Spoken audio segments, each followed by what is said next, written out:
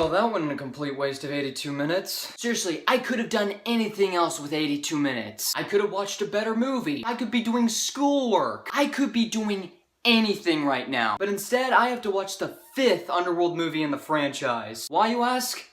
Because I do it for you guys.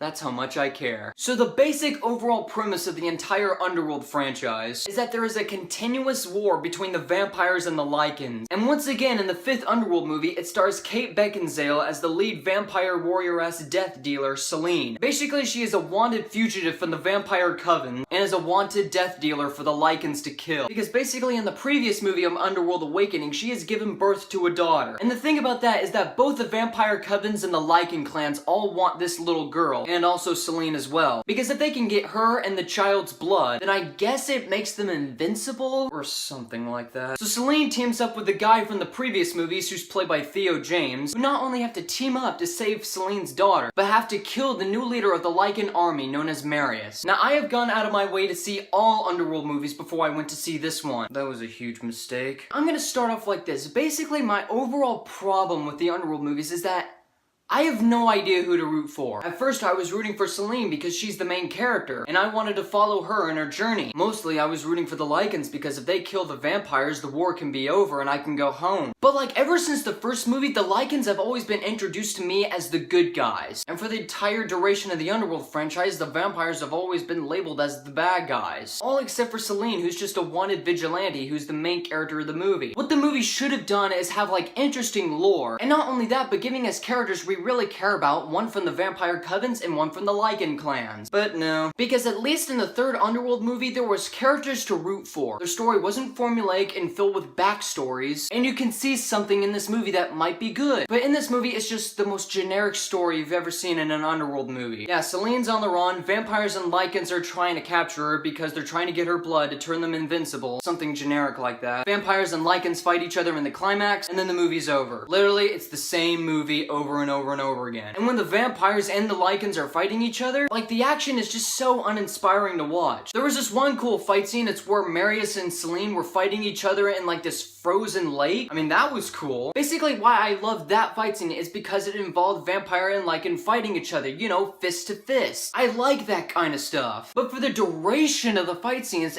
let's just shoot each other with guns. Look, I know vampires and Lycans have been shooting each other with guns for like the entire franchise, but at least make the action look cool. But no, the editing is just completely choppy and it just ruins most of the fights. And also, this movie has some really mixed bag CGI. Some of it looks good, like the vampires disintegrating I Frankenstein style. I kinda like that effect. But some, like Marius transforming into the human Lycan hybrid, it was terrible. Basically, the overall positive I have for the Underworld movies is that Kate Beckinsale does look fine in black leather. That's pretty much the only positive. Oh, and also that fight scene in the frozen lake. That was cool. But other than that, nothing else. The reason why this movie makes me frustrated is because I wanted to like these movies. Instead, they're just really boring. You have characters you don't care for, except for either like 1 or 2 characters. The story is formulaic, the action scenes are uninspired, the editing is choppy, totally mixed bag CGI, and a sequel beta ending that's just like, you gotta be kidding me. So other than a few action scenes where I'm just like, oh, that's kinda cool, I will say that Underworld Blood Wars gets